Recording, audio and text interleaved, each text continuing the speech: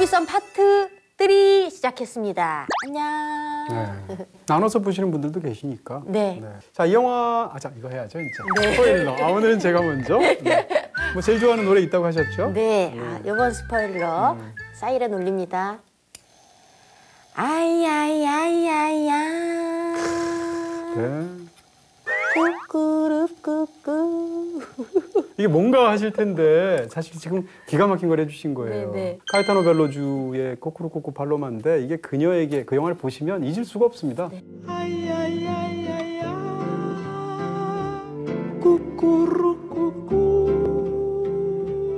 저 그 노래 엄청 좋아합니다. 네, 네.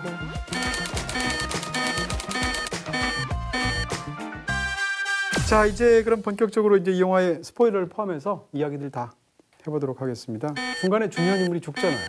죽어요. 누구죠? 남편 소환이 죽습니다. 그렇습니다. 네. 줄리에타와 말다툼이 있었는데 아바와의 관계 때문에 또 그렇습니다. 말다툼을 시작하다가 이야기를 좀 더 하자고 대화를 이끌어가고 싶어 했는데 소환은 남편이. 네. Pero Antía y tú sois lo más importante de mi vida. Eso sí lo sabes, ¿verdad? 줄리에타는 말하기 싫다 그러고 나가버려요.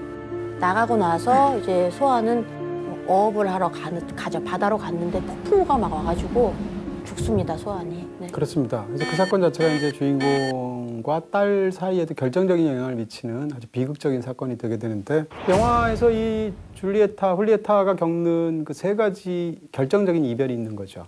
하나는 별로 중요하지도 않은 사람이었고 심지어는 약간 혐오감이 드는 기차에서 말을 붙이는데 뭔가 남자가 좀 음침하고 싫고 그래서 자리를 피했던 건데 그 남자는 사실 그때 이미 자살할 생각을 하고 있었고 마지막으로 기차 앞에 자기 앞에 굉장히 마음이 가는 여자가 있으니까 그냥 말벗이라도 해볼까라고 그냥 말을 붙인 것 같은데 그 남자가 자살을 하게 되죠.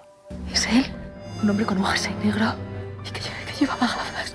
그리고 나서 두 번째 이별은 자기 남편에게 그렇게까지 타격을 줄 생각은 없었는데 어쨌건 배신감을 토로했는데 자기가 집을 잠깐 떠난 사이에 남편이 풍랑 속에서 죽게 되니까 또 역시 큰 타격을 입고 마지막 세 번째는 이제 자기 딸인 거죠. 그 세 가지 사건. 항상 훌리에타는 그 세 가지 죽음, 이별에 대해서 되게 죄책감을 많이 갖고 있는 것 같아요. 그렇습니다. 엄청나게. 그렇게 막 크게 죄책감을 가질 필요가 있을까라는 생각도 들었는데 하여튼 그거를 막 잊지 못하고 평생 그거를 안고 사는 사람 같아요, 훌리에타는. 네. 그렇습니다. 죄책감이라는 테마가 영화에서 굉장히 중요한 테마, 핵심 테마 중에 하나라고 말할 수 있을 것 같고요. 일단 이렇게 생각할 수 있어요. 이 세 번의 그 자기를 떠난 세 사람, 과연 그녀가 잘못한 것인가? 그쵸. 잘못이 아닌데. 그쵸? 네. 깨름칙하거나 미안하거나 이럴 수 있지만 그게 평생 이렇게 머리를 사로잡는 죄책감은 아닐 수도 있잖아요. 근데 그녀는 그런 사람인 거예요. 네. 두 번째로 남편이 죽었을 때 마찬가지입니다. 남편 죽을 때 생각해보면 명백한 귀책 사유는 남편한테 있어요. 자기가 같이 살고 있는 남편과의 집을 떠나서 친정에 잠깐 갔다 올 때마다 남편은 그때까지 오랜 세월 관계를 갖던 여자랑 계속 관계를 갖고 있죠. 그런 얘기를 부인이 뒤늦게 한 상황에서 배신감을 느끼는 건 당연한 거고 그 상황에서 집을 떠났는데 그렇다고 해서 폭풍을 일으킨 것도 아니고 그쵸. 무슨 훌리에타가 뭐 사고로 죽은 거죠. 네. 그렇지만 부인 입장에서는 그때 내가 아무리 화가 났어도 그 안에서 해결을 보고 어쨌건 남자가 더 말하자고 했을 때 아무리 화를 냈어라도 그 집안에 있었더라면 이런 마음이 들기는 하겠죠. 그런 면에서 또 죄책감을 느끼는데 이것도 사실은 그녀가 잘못한 게 아니죠. 세 번째도 그래요. 딸 관계에서도 남편을 잃은 슬픔이 너무 크기 때문에 일단 앞에서도 자기 몸을 제대로 못 추스르고 우울증까지 오니까 그 상황에서 널브러져 있었던 거잖아요. 그럼에도 불구하고 딸은 바로 아버지가 죽었을 때 그날 엄마가 어떤 행동을 했는지 집 떠난 게 전부지 사실은요. 그렇지만 엄마의 그 말 때문에 아빠가 죽었다라고 딸은 엄마에 대해서 굉장히 뒤틀려서 왜곡을 해서 엄마를 굉장히 싫어하게 된 결정적인 계기가 된 것처럼 잘 설명이 안 되죠. 나오는데 네, 그렇게 해서 결국은 세 가지 다 어떻게 보면 그녀의 행동이 그 죽음과 아예 무관하다라고 말할 수는 없지만 그렇다고 그녀가 죄책감을 느껴야 되느냐? 그렇지 않을 수도 있다라는 건데 그녀는 이 세 가지 일에서 굉장히 큰 죄책감을 느끼죠. 그런 사람인 거예요. 근데 죄책감이라는 건 저는 굉장히 중요하다고 생각하는데 저는 삶에서 죄책감을 느끼는 사람이 숭고한 사람 같아요. 이렇게 얘기할 수 있습니다. 죄책감이라는 건 세상과 내가 관계가 없지 않다라고 인정하는 감각이에요. 어떻게 보면 결정적으로 그것이 나 때문에 일어난 비극이 아니라 할지라도 나의 관련 없음을 뻔뻔하게 주장하지 않는 것. 그게 죄책감이거든요.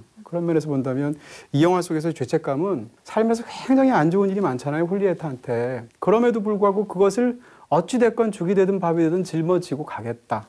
이런 것에 대한 어떤 의지 같은 거란 말이죠. 그런 면에서 이 영화에서 사실은 다루고 있는 죄책감이라는 테마는 굉장히 중요하다. 근데 그 죄책감이 그 안티아는 힘들었나 봐요. 네. 안티아도 죄책감을 느끼죠. 안티아는 그 죄책감이 힘들었나 봐요. 엄마가 기차에서 그 낯선 남자 죽음 때문에 좀 힘들어하고 죄책감을 느끼려고 하는데 어떻게 보면 소환을 만나서 위로를 받잖아요. 위로를 해주던 소환도 자기 때문에 또 죽잖아요. 이 훌리에타는 제가 보기에는 그걸 어디에 기대야 되는 사람 같아요. 기대고 이제 위로받아야 되는 그런 사람인데 쌓여있는 죄책감과 그 힘든 게 이제 딸한테 간 거잖아요. 그러니까 딸이 되게 그것 때문에 힘들었던 것 같아요. 그 죄책감과 기대는 거 이런 것 때문에 좀 버겁지 않았을까. 그렇겠죠. 그래서 떠난 거 아닐까. 맞습니다. 네. 어린 나이고 그런 거에 대해서 엄마가 그런 얘기하죠. 나의 죄책감이 전염이 되었다라는 표현을 영화 속에 쓰기도 하죠. 대사 중에도. 또 하나 건졌나요? 쟤 다 보냈어. 네, 오늘 알겠습니다. 코너 폐지하나요? 안 됩니다. 아직 있습니다. 아직 C가 있습니다. 네, 플랜 C가 있습니다. 대단하다. 그리고 이 이야기가 굉장히 재밌는 건 저는 이 이야기 굉장히 비극적이고 슬프다고 생각하는데 이야기의 구조를 생각하시면 초반에 딸의 옛 친구를 만나서 갑자기 잊고 지냈다. 이제 포기할 거야 라고 생각했던 딸을 삽시간에 자기 정신 속에서 어찌할 수 없게 소환이 되죠. 그래서 딸을 막 생각하면서 길고 긴 장문의 편지를 쓰는데 이 편지 내용이 계속 영화 속에서 이제 내레이션으로 영화를 지탱하게 되는데 영화의 편지가 4번 나와요. 그 중에 보낼 수 없고 당도할 수 없는 유일한 편지가 바로 그 편지입니다. 나머지 3번의 편지는 다 도착해요. 근데 이 편지는 보낼 수가 없어요. 왜냐하면 주소를 모르니까. 마지막 순간에야 딸이 보내는 편지를 보고 주소를 알고 찾아가는 게 영화의 결말인데 다시 말해서 영화에서 제일 중요한 그녀의 모든 비밀을 다 엄마 입장에서 털어놓으려고 하는 그 편지는 도착하지 않는다. 보낼 수가 없다라는 측면에서 이 영화의 굉장히 비극적인 측면이 있고 또 하나 흥미로운 건 그 편지를 통해서 딸, 너는 이걸 모르고 있었지? 해서 딸이 모르고 있는 거를 알려주려는 이념으로 쫙 쓰는 편지가 굉장히 중요한 이야기처럼 보이죠. 근데 영화의 끝에 가면 정반대죠. 사실은 엄마가 몰랐던 거를 자기가 깨닫는 거죠. 모성이 스스로 실패했다는 것을 자인하는 것으로서 영화가 끝나고 있다는 거죠. 그런 면에서도 이 영화는 사실은 시작과 끝이 굉장히 다른 그러면서도 그 실패한 모성에서 엄마는 어쨌건 뭔가를 해내려고 하는 것이 영화의 엔딩이죠. 그래서 한편으로는 약간 그나마 희망이 있기도 하고 한편으로는 굉장히 슬프게도 느껴지는 그런 영화다. 뭐 이렇게 정리할 수 있을 것 같고요. 네. 딸한테 찾아가는 걸로 끝나는데 그 안티아도 세 자녀의 엄마가 됐는데 첫 번째 아들이 소환이라고 또 이름을 지었더라고요. 그렇죠. 소환인데 소환이 죽게 돼요. 물에 빠져서 죽게 죽은 것도 돼서. 익사죠. 네. 아버지인 소환과 똑같이 죽는 거죠. 죽게 돼서 자식을 잃어보니까 이제야 엄마 마음을 자식이 떠났을 때 엄마 마음을 알 것 같아. 그러면서 이제 편지를 써서 훌리에타가 가게 되잖아요. 그렇습니다. 네, 지금 말씀해 주신 것처럼 이제 그게 가장 영화의 중요한 맨 마지막 부분이 될 텐데 이 영화를 보면 여러 가지 생각이 들죠. 죄책감에 관한 테마가 있고 딸과의 어떤 그 모성에 관한 탐구에 관한 부분이 있고 또 하나는 업과 운명론 같은 게 이 영화에 있습니다. 사실은 이게 좀 약간 이 알모도바르 영화들을 오래 좋아하는 사람, 저 같은 사람 입장에서는 약간 놀랍기도 하고 신선하기도 하고 의외이기도 한 거예요. 그 이전까지는 운명 앞에서 아무리 나쁜 일이 있어도 그것을 어떤 대자연처럼 품는 그런 존재로서 여성 캐릭터들을 그려온 경우가 많았는데 이 영화에서는 그 앞에서 본인조차도 심지어는 가장 잘 안다고 생각하는 딸의 마음조차도 몰라서 붕괴어가는 어떤 그런 모성에 관한 이야기처럼 보이잖아요. 그런 면에서 이제 굉장히 영화가 비극적이다. 이렇게 일단 말씀드릴 수 있을 것 같고요. 그런 측면에서 지금까지 말씀드린 그 이별에서 느끼는 죄책감이라든지 인간이 자기가 하는 행위가 무슨 뜻인지도 모르다가 뒤늦게 알고서 내부로부터 붕괴되는 어떤 무슨 상실감, 뭐 업 혹은 운명에 관한 어떤 무력감, 탄식 이런 것들이 다 영화 속에 담겨 있는 한편으로는 굉장히 슬픈 영화라고 볼 수가 있는 거죠. 근데 이 모든 걸 담으면서 그러면 이런 속에서 결국은 한탄만 하면서 무력감 속에서 자책만 하면서 끝나는 굉장히 비극적인 얘기냐? 그건 아닌 것 같아요. 영화에는 뒷부분에 어찌됐건 이런 비극적인 그 삶의 조건 속에서도 영화가 보여주는 어떤 의지나 희망 같은 게 있어서 정반대편에서 굉장히 감동적인 영화이기도 합니다. 만나러 가잖아요. 어쨌든. 그렇죠. 네. 만나러 가고 결국 삶이라는 것이 알 수도 없고 삶이 마치 막 요동쳐서 내가 거기서 해결해낼 수 있는 일이 특별하게 있지도 않고 그 속에서 내가 느끼는 건 죄책감이고 그럼에도 불구하고 삶이라는 것은 이해의 대상이 아니라 살아나가야 하는 그거 자체다. 인간은 계속 살아나가야 하고 그것만이 유일하게 희망이 될 수 있다. 라는 이야기를 하고 있는 영화다. 이런 얘기죠. 근데 진짜 영화를 재밌게 보셨나 봐요. 좀 좋아합니다. 아쉬운 점은 없으셨어요? 너무 엄청난 칭찬만 막 많이 해주신 것 같아서. 없습니다. 이따 별 보시면 뭐 이쯤 되면 굳이 아쉬움을 말할 필요가 없는 것 같아요. 와. 자, 오늘의 이제 명대사 할 시간입니다. 네, 굉장히 많이 메모해 오셨던데.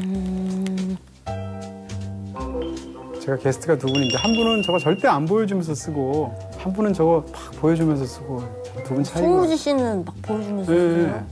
그 오빠는 욕만 쓰던데? 여기도 이제 욕이 들어가 있어서. 아니 우리 검사님은 어떤 개새끼려나. 아, 맞아요. 하고 싶은데 못하니까 이걸 보여주면서 하나보다. 이분이 무슨 말을 지금 이간질을. 잘 썼습니다. 제가 뽑은 훌리에타의 명대사는요. 짜잔. 그때는 녹초가 되어 있었지만 넌 황소처럼 강했어. 훌리에타가 딸한테 그 고백하는 것처럼 편지 쓰면서 했던 얘기예요. Para entonces yo no podía con mi alma. Pero tú estabas fuerte como un roble. Habías madurado de golpe. 깊은 우울에 빠져 있을 때 난 녹초였지만 넌 황소처럼 강했다고 생각했는데 사실 딸도 힘들었던 거죠. 다 힘듭니다. 힘들면. 이렇게 자기 생각일 뿐인 거예요. 근데 이게 좀 와 닿았어요, 저는. 네. 그러니까 자기가 너무 힘들어서 딸이 힘든 걸 몰랐던 거죠. 몰랐던 거예요. 네. 뭔가 반성돼야 될 것 같아요. 엄살 부리지 말아야지 이런 생각을 하면서. 네. 이거로 뽑았습니다. 진짜 더 궁금해집니다. 그렇게 극찬을 하신 영화 훌리에타의 별점은 과연 몇 개인가요? 네. 줄리에타의 별점은 4개입니다. 4개. 제목이 4글자니까 별점도 4개. 그런 거 하지 마라. 죄송합니다. 네. 그러면은 순위 안에 진입을 하겠네요. 그럼요. 네, 줄리에타 굉장히 좋았고요. 야, 이분이 진짜 놀라워. 거의 지금 2분의 1 확률로 맞춘 거 아니에요. 여기에 넣으면 좋을 것 같습니다. 네. 밀정. 안녕. 같은 아카데미 후보인데. 네. 오랜만에 저희가 한두 주 순위에 못 넣었었죠. 자, 줄리에타가 5위에 넣게 됐습니다. 무비성에서 다루면서 영화 보면서 좋았어요. 다양해진다 이런 느낌이 들어서 그러네요. 기분 좋더라고요. 뿌듯합니다. 저희가 볼 때마다 저희가 참 좋은 영화 올해 많이 소개했구나. 올해 초부터 한 것도 아닌데 이러면서 뿌듯해집니다. 다음에 제가 할 영화도 엄청 좋을 것 같아. 운이 좋아요. 네. 일단 줄리에타 오늘 여기서 마치도록 하겠습니다. 네. 저희는 또 다음 주에 뵙도록 하겠습니다. 감사합니다. 감사합니다. 안녕. 수고하셨습니다. 여러분의 구독 한 번이 저희를 살립니다. 여러분 많이 구독해 주세요. 구독.